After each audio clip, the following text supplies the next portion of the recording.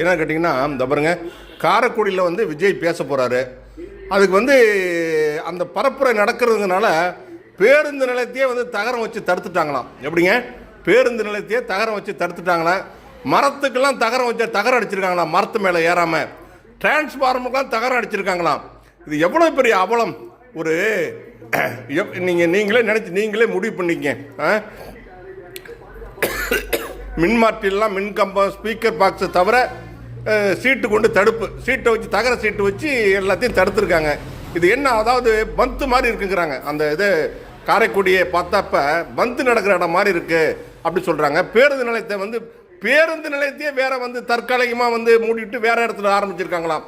எவ்வளோ பெரிய அவலம்! ஜனநாயகத்தில் இது போன்ற அவலங்களை என் 55 ஆண்டு அனுபவத்தில் நான் பார்த்ததே இல்லை. இது போன்ற அவலங்களை பார்த்ததே இல்லை. மக்களே உஷாராக இருங்க. இது மாதிரி திரும்பி வந்து தப்பி தவறி வர்றதுக்கு வாய்ப்பே இல்லை. தப்பி தவறி ஏதாவது ஒன்று நடந்துச்சுன்னா இந்த விஜய் கூட ஜெயிக்கக்கூடாது. ஜெயிச்சா கூட என்ன ஆகுன்னு கேட்டிங்கன்னா, நாடு வந்து இது மாதிரி தான் ஆகிடும். நாட்டே இழுத்து சீல் வச்சு தகர கொட்டா போட்டு மூடிடணும்.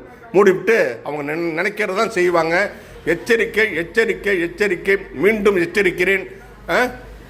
கேள்விப்பட்டிருக்கீங்களா? அரசியல் வர்றாருல, எவ்வளோ பெரிய பாரம்பரியமிக்க தமிழ்நாடு. இதில் கேள்விப்பட்டிருக்கீங்களா? எத்தனையோ அரசியல் கட்சிகள் இருக்கு, எவ்வளவோ அரசியல் கட்சிகள், நூற்றுக்கணக்கான அரசியல் கட்சிகள் இருக்கு.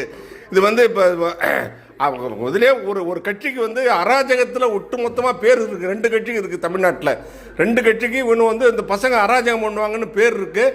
அது மாதிரி கட்சி கூட இப்போ வந்து இது மாதிரி நடத்துனது இல்லைங்க.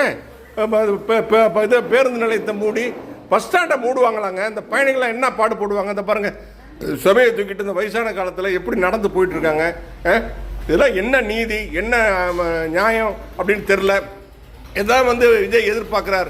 அவர் போகிற இடம்லாம் ஊரை வந்து பந்து மாதிரி அறிவிச்சுட்டு எனக்கு அந்த ஊரே ஒதுக்கி கொடுங்க, நான் பிரச்சாரம் பண்ணுங்கிறாரு.